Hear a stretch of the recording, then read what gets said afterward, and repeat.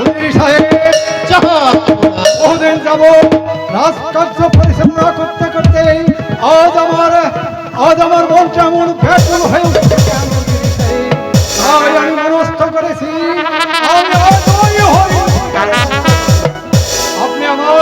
আপনি আমার শিকারের ব্যবস্থা করুন। আমি তাই করছি জাহাপনা, আপনি কোনো চিন্তা করবেন না জাহাপনা। শুনুন উজির সাহেব, আপনি আমার উজির হলেন, আপনি আমার স্থির বিশ্বাস্ত। তাই আমি মনস্থ করেছি আপনাকেও আমার সঙ্গে হরিণ শিকারে যেতে হবে। জাহাপনা, আমার সালাম গ্রহণ করুন। আমি জানি না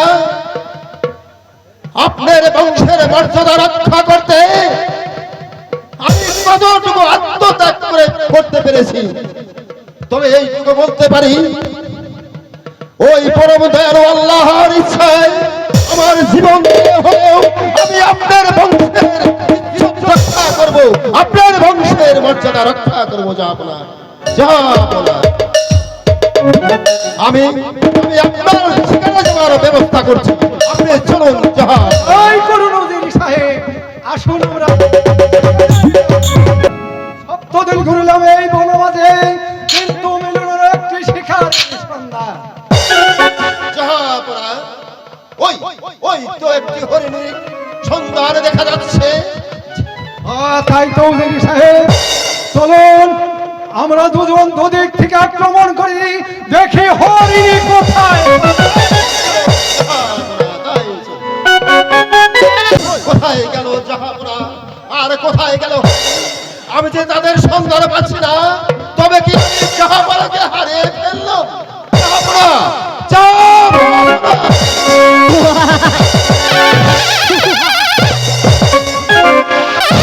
ঘুরিয়া ঘুরিয়া বহুত হয়রান হয়ে পড়িয়াছি রে ভাইয়া।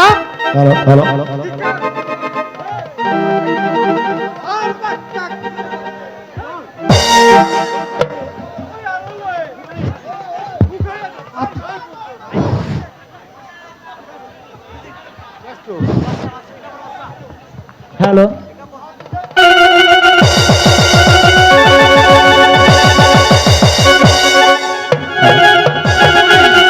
কোথায় গেল উজির সাহেব? আর কোথায় লোকাল হরিণী? ওই কোথায় তো আর সারা শব্দ পাচ্ছি না।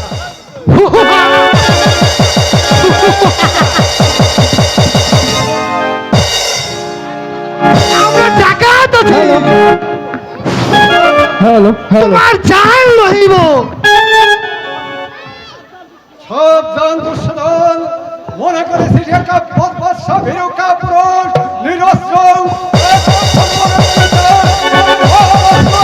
আমি তোদের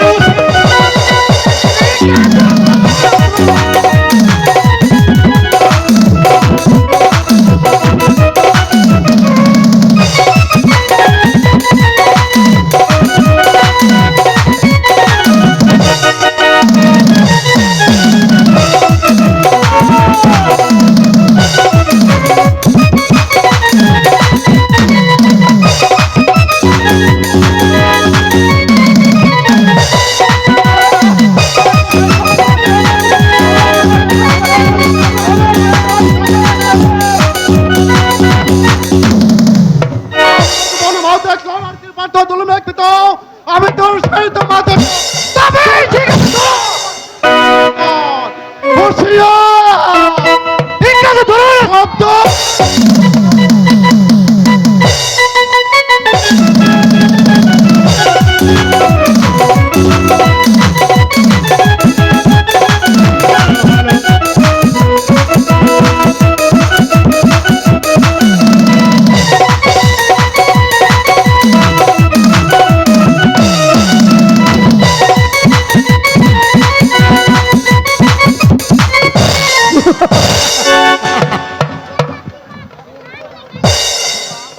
হ্যালো,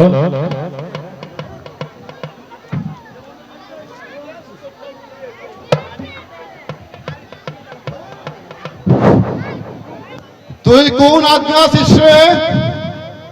আমি মিশর নগরের বাদশাহ একাম্বর বাদশাহ।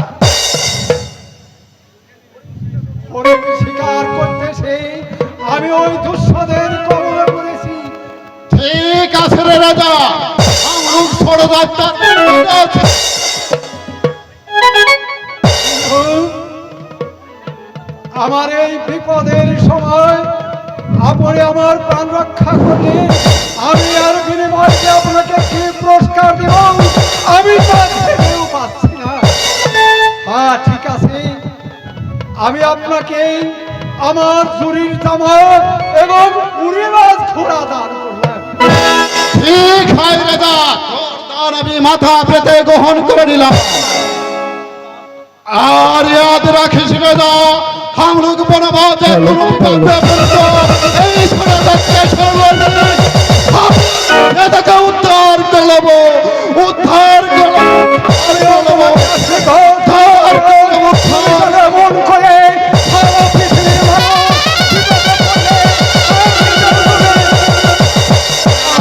উদ্ধার করে না।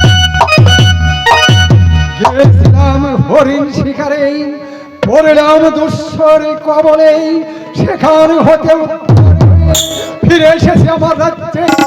কিন্তু আমার মনটা আকলে বিকলে বেজে উঠছে, তার কোনো কারণ আমি বুঝে উঠতে পারছি না। তবে কি আমার রাজ্যে কোনো দুর্ঘটনা ঘটেছে? আজ কদিন হয় ঝাড়ওয়ালিও আমার ঝাড়ু দিতে আসছে না, কারো কোনো সংবাদ আমি পাচ্ছি না। কোথায় উজির সাহেব, কোথায় উজির সাহেব? কেন স্মরণ করেছেন উজির সাহেব, আজ কদিনই গত হয়, ঝাড়ওয়ালির কোনো সংবাদ নেই, প্রজাদের কোনো সংবাদ পাচ্ছি না। তবে কি আমার রাজ্যে কোনো দুর্ঘটনা ঘটেছে? আপনি শীঘ্র করে দিয়ে আমার রাজ্যের সংবাদ দিয়ে আসুন। আমি তাই যাচ্ছি জাহাপনা। আমি অতি শীঘ্র ওই পূজাদের দাঁড়ায় দাঁড়িয়ে ঘুরে ঘুরে আমি এক্ষুনি সংবাদ নিয়ে আসছি। এর জন্য আমাকেও যেতে হবে না, আপনি প্রজাদের ঘরে ঘরে সংবাদ নিয়ে এসে আমাকে জানান। আমি যেন হয়ে উঠছি, আমার সারা রাজ্যে আমি দেখতে পাচ্ছি আমার দুর্ঘটনা। এই রাজ্যে থাকলে আমাদের জীবন এই করতে হবে, কারণ এই আটপুরে বাচ্চার মুখ দেখলে সেদিন তো আমাদের আর জুটে না।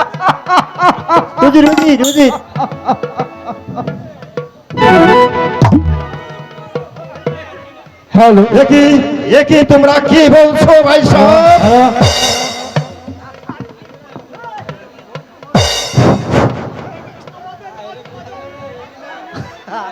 তার মুখ দেখলে সেদিন তো আমাদের আর আহার জুটে না।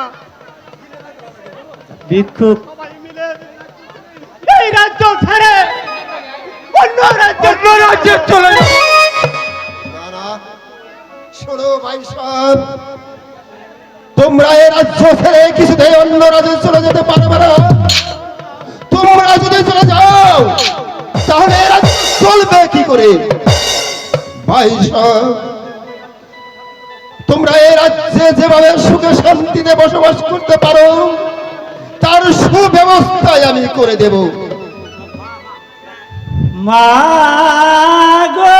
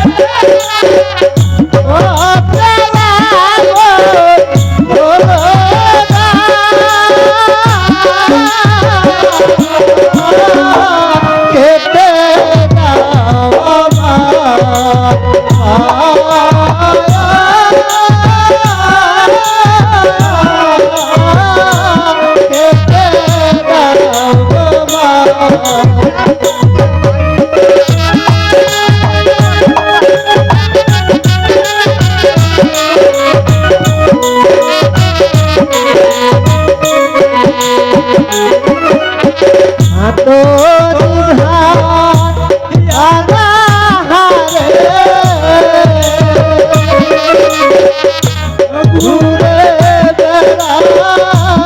তারে তারে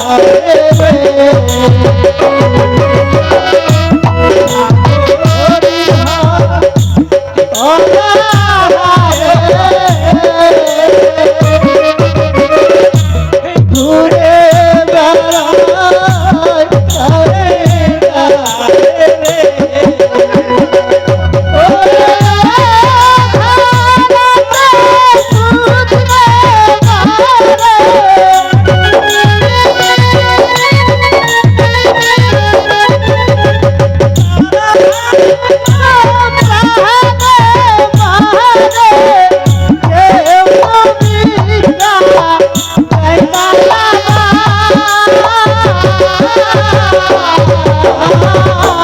খেতে দাও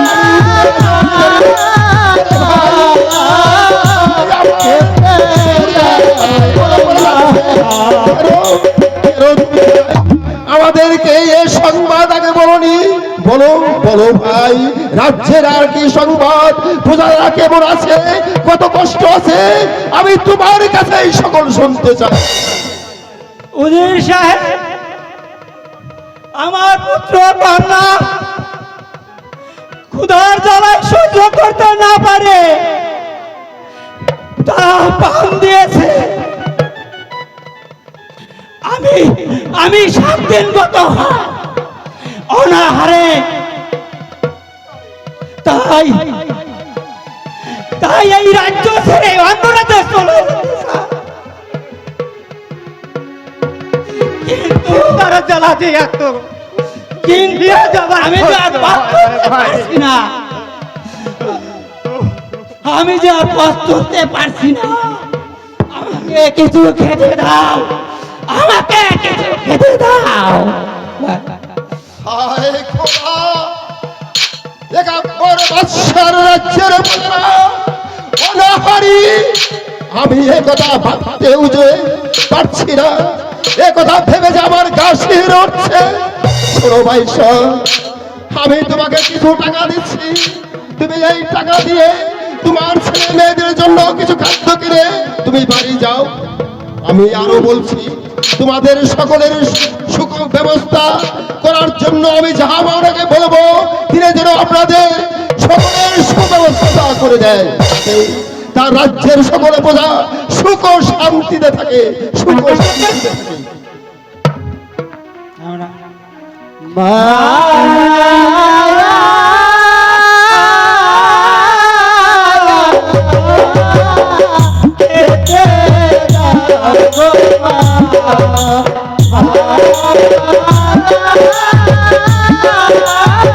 সাহেবকে পাঠালাম রাজ্যের সংবাদ আনতে, কিন্তু উজির সাহেব এখনো ফিরছেন না কেন? তবে কি আমার রাজ্যের সত্যি কোনো দুর্ঘটনা ঘটেছে? তার জন্য উজির আমার সালাম গ্রহণ করুন। বলুন উজির সাহেব, আমার রাজ্যের কি সংবাদ? কি আর বলবো যাবনা, প্রজারা সকলেই সমস্বরে চিৎকারে করে বলছে, কি বলছে উজির সাহেব? যাবনা সে কথা বলতেও যে আমার সাহস হচ্ছে না। যাবনা কি উজির সাহেব, প্রজারা যায় বলছে, আপনার তা বলতে সাহস হচ্ছে না? তবে কি প্রজারা আমার সঙ্গে আমার রাজ্য বিদ্রোহ করছে? যাবনা আমি কি বলবো যাবনা, আমি প্রজাদের ধারে ধারে গিয়ে যে স্বচক্ষে দেখে আসলাম আপনার রাজ্যের প্রজারা খাদ্যের অভাবে প্রজারা না খেয়ে শত শত প্রজা মারা যাচ্ছে।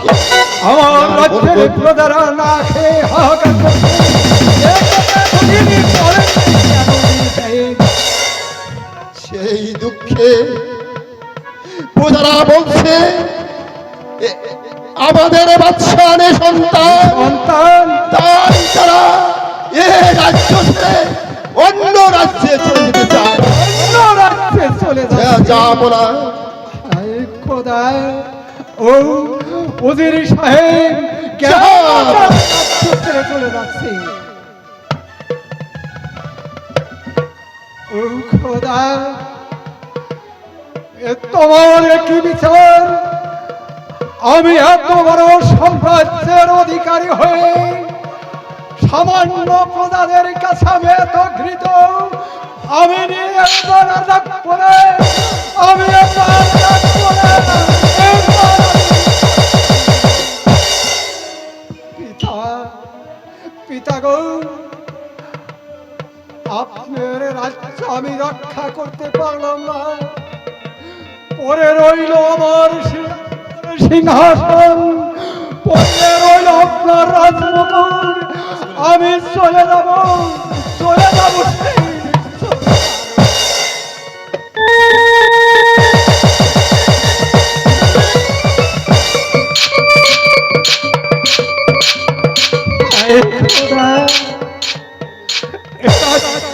আমার আমি আর রক্ষা করতে পারলাম না। একটি পুত্রের জন্য প্রজারা আমাকে আট করে বাদশা বলে সম্পাদন করেছে। আমি এ মুখ আর দেখাতে চাই না।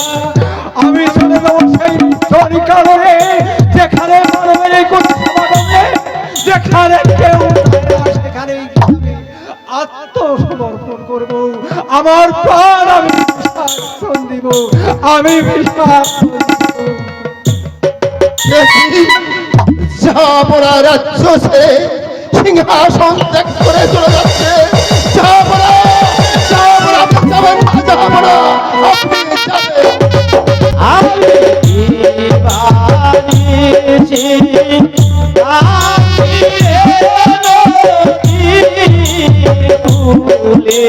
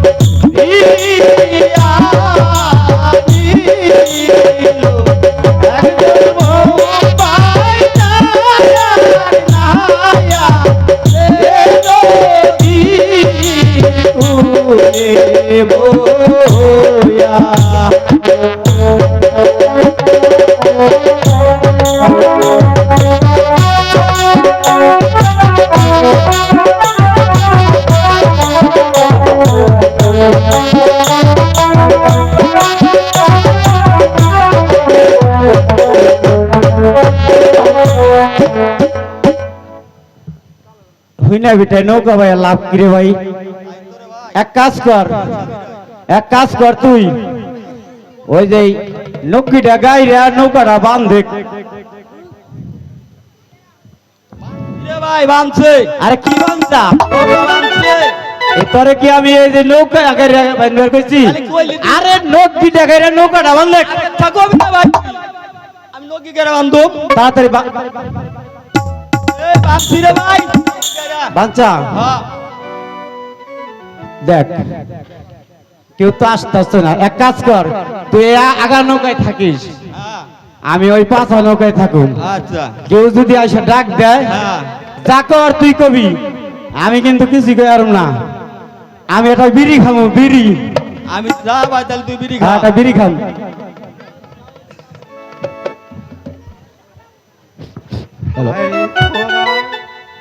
রাত প্রাসাদ ছেড়ে আমি চলে যাচ্ছি মৃত্যুর কাননে প্রাণ বিসর্জন দিতে। কিন্তু একই নদী দেখছি, আমি কেমন করে পার হয়ে যাব? দেখি কোনো মাঝির সন্ধান করতে পারি কিনা। মাঝি ভাই, আমাকে পরে পার করে দাও। যাবো না, আপনার একই অবস্থা কেন? এ বুলা ওই, এ মাঝি ভাই, এ বুলা, আমাকে ওই বুলা ওই, যাপনা বলে সম্পাদন করো না। আমি তোমাদের আর সেই যাপনা নই। এ বুলা ওই, মাঝি ভাই, দয়া করে আমাকে ওপারে পার করে দাও। আসুন যাবো না। এই শুন, তোর কইছিলাম কি, তোর কইছিলাম কি, কেউ আইলে আমার ডাক দিস, আমি একটা বিড়ি খেয়ে বের গেছি। আমার তো ওরা ভাই খেয়ালি নাই রে। খেয়াল নাই, খেয়াল করতে গেলে তো কামাবো না। যাবো না আইছে তো, এই জন্য যাবো না কি কয়? যাবো না এসেছে, তাকে নদীটা পার করে দিতে হবে। ঠিক আছে, আপনি নৌকায় উঠুন, আমরা এপার থেকে ওপার নিয়ে যাব। ও মনে রে,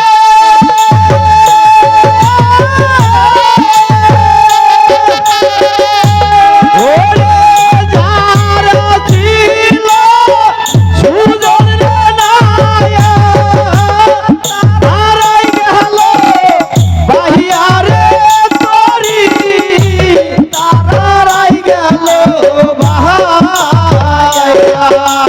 ও হে রে, আহাদি আদো ওইলা কোরে, একটা ভাঙা লোয়া এ নদীর কূলে ওয়া।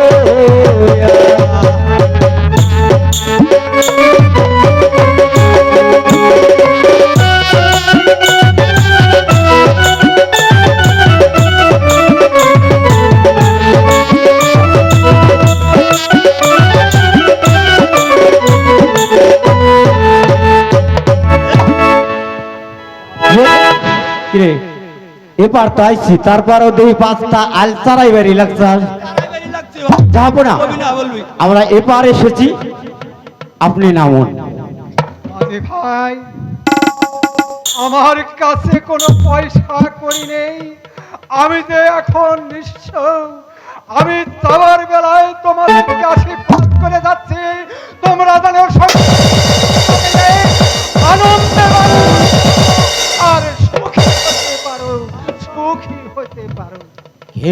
চল ভাই, তাই চল ভাই, এখন আমরা বাড়ি যাই। তাই চল ভাই। নৌকা তো নাকি বাইলাম, বুঝছা? হ্যাঁ। কেমন এমনি পুরা কপাল, বাদশাও কিছু দিল না, আর এই বাদশার পূজারা তো আরো আট করে, হ্যাঁ, তাই। ওরা কিছু দিব না। কেমনে পারি অতি করে হে উঠলো সাগরে, ও দোলে আমি কি পারি কান্দি রে নদী। বাহ, চমৎকার নিস্তব্ধ কারণ এখানে পশু পাখি কীট পতঙ্গ দৈত্য দানব কিংবা মানবের নেই কোনো সমাগম। এখানে হবে আমার ধ্যান সাধনা করবার একমাত্র শান্তিময় স্থান। আমি ধ্যানস্থ হয়ে সিদ্ধি লাভ করে শক্তি অর্জন করে ওই সৃষ্টিকর্তার নৈকট্য লাভ করা যায় কিনা দেখি। হরে মোরারে, হরে মোরারে, হরে কৃষ্ণ কৃষ্ণ কৃষ্ণ। যদা যদা হি ধর্মস্য গানি ভবতি ভারত অদ্ভুতং পরিত্রাণং এই যুগে যুগে। নমস্তে নমস্তে নমস্তে, হে নম নম নম। ধরণীর আবহান আবাসে ধূসর সঙ্গে নেমে আসছে গির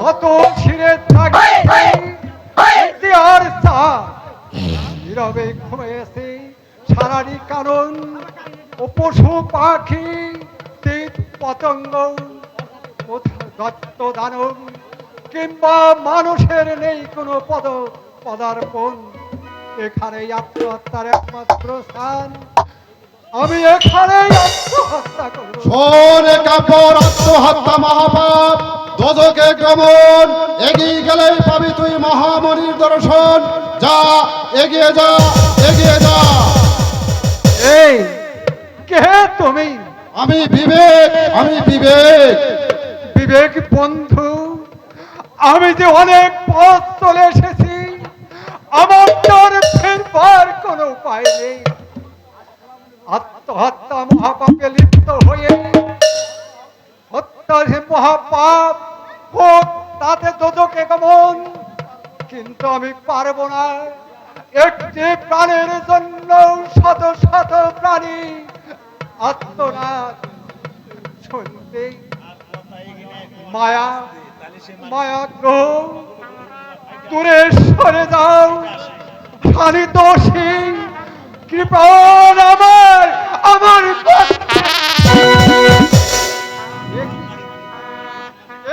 তুমি রক্ত কলবার নিয়ে তো পাখি বসে আছো নির্জন কাননে কথা কৌ সারা দাও নইলে আমি এই দণ্ডায় মানুষের আঘাতে তোমার মস্তক আমি তুই দাম বেগি পাবর দৃষ্টির প্রলয় দলিত গৌরী চলন্ত শিখায় বাড়িতে যাচ্ছিস চাপিয়ে পড়ে কাগজ বাচ্চর করিব জব তপ হেন বাকি 2 দিন হেন সময় পরিস্ফুটিত হতে না হতে তুই আমায় করলি কোটার আঘাত আমি তোকে ধ্বংস করব না না তোকে ধ্বংস করলে আমার প্রচলিত অগ্নিশিখাও নির্বাপিত হবে না আমি দিব তোকে পাখির অভিশাপ এই অভিশাপ হবে মণিবরের যোগ তপস্যার মূলে কোটার আঘাতের প্রতিফল কাগজ বাৎসর সমুদ্র বাণিজ্য কুলে ফিরিবার প্রতি মুহূর্তে তুই দিলি আমায় বিসর্জন দয়া হবে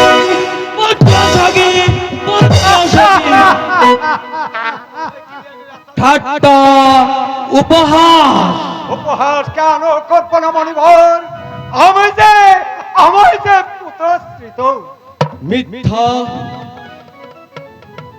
মিথ্যা কখনো হতে পারে না মনির বাক্য মিথ্যা হতে পারে না পৃথিবী ওলট পালট হয়ে যেতে পারে আগে মহিষে এক ঘাটে পানি খাইতে পারে আকাশে পাতাল সমান হয়ে যেতে পারে ওই সূর্য পরিবর্তিত হতে পারে তবু মনির বাক্য মিথ্যা হতে পারে না কেন হবে না মণিবর আমি যে অপুত্রিত অপুত্র ব্রহ্মবাহিত ব্রাহ্মণ বাক্য কখনো মিথ্যা হতে পারে না তুমি যদি হয়ে থাকো অপুত্র এই বিশ্ব চরাচরে জন্মিবে পুত্র তো এক মণিবরে পারে কিন্তু তার আয়ু মাত্র 12 দিন তাই না পুত্র মণিবর ফিরে নিন আপনার ওই অভিশাপ আমি ওই অভিশাপ থেকে মুক্ত চাই সে পুত্রের জন্য আমি রাজ্য ছেড়ে আমার পুত্র আমি হ্যাঁ আছে সেটার একটি বিধান আছে এই 12 দিনের শিশু পুত্রকে বিবাহ দিতে হবে ওই 12 বছরের কন্যার সাথে এবং তাদের ওই বিবাহ বাসর হতে হবে ওই অরণ্যে বনবাস তারপরই তোর পুত্রের বয়স হবে 112 বছর তারপরই দ্বাদশ দিন এটাই মনের শেষ বাক্য মনে থাকে যেন খোদা একই তোমার নির্মম কষাঘাত। আমি মহামণির আদেশে জন্মিবে এক পুত্র, আয়তর মাত্র 12 দিন। এ আমি কি করে সম্ভব? আমার কঠোর পরীক্ষা 12 দিনের শিশুর সঙ্গে 12 বৎসরের কন্যাকে বিবাহ বন্ধনে করে তারপর তাকে 14 বৎসরের জন্য বনবাসে দিয়ে দিয়েছি। এ তোমার কঠিন পরীক্ষা খোদা, এ তোমার কঠিন পরীক্ষা। হায় খোদা, আমি আবার ফিরে যাচ্ছি আমার সেই রাজ্যেই, সংসারী রাজ্যে। হায় খোদা, তুমি আমার সহায় থেকো, তুমি আমার সহায় থেকো খোদা, তুমি আমার সহায় থেকো।